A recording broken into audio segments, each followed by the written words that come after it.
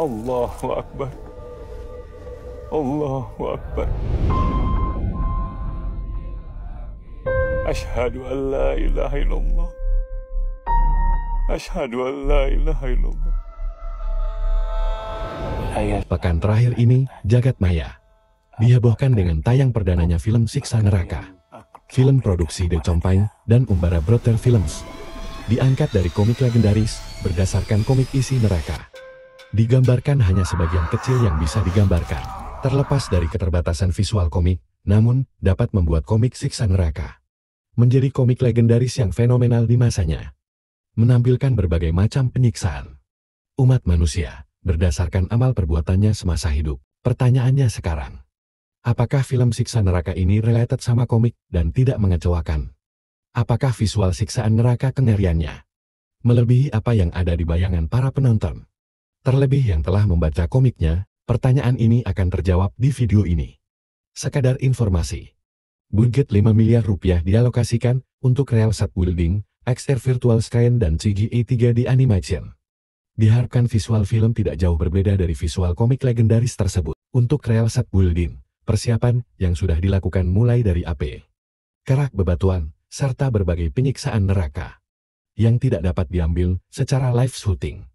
Sama seperti versi komik, film Siksa Neraka akan menyuguhkan berbagai adegan sadis penyiksaan yang dikategorikan sesuai dengan dosa.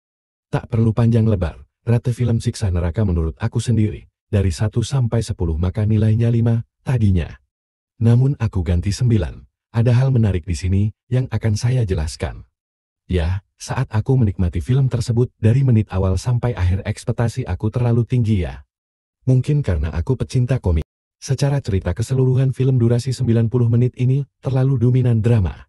Sehingga sebagai pembaca komik, aku sedikit kecewa. Yang mana di komik sesuai judul menggambarkan neraka dengan berbagai macam siksaan sesuai dosa dan kelakuan semasa hidup. Ya karena kalau dihitung adegan nerakanya hanya dikit. Tapi ada berbagai pertimbangan yang membuat film ini recommended dan bagus ditonton. Pertama, dengan biaya produksi yang hanya kurang lebih 5 miliar untuk visual CG ini, luar biasa di film ini visual seperti real dan pantas bersaing di film internasional. Tak kalah dengan efek visual Hollywood. Kedua, di negara Indonesia perfilman di bawah naungan Lembaga Sensor Indonesia.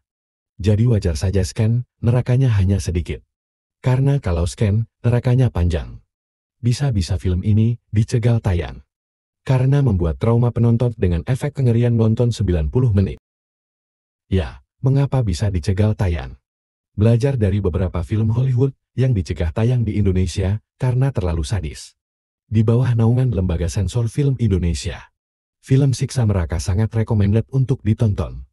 Walaupun siksaan nerakanya hanya beberapa menit, tapi hal wajar. Lalu kenapa scan nerakanya hanya dikit? Kenapa aku kasih rating 9 dari 10? Ya, sebagai penonton film-film thrill, film action sadis, film siksa neraka, walaupun hanya dikit menampilkan adegan mengerikan.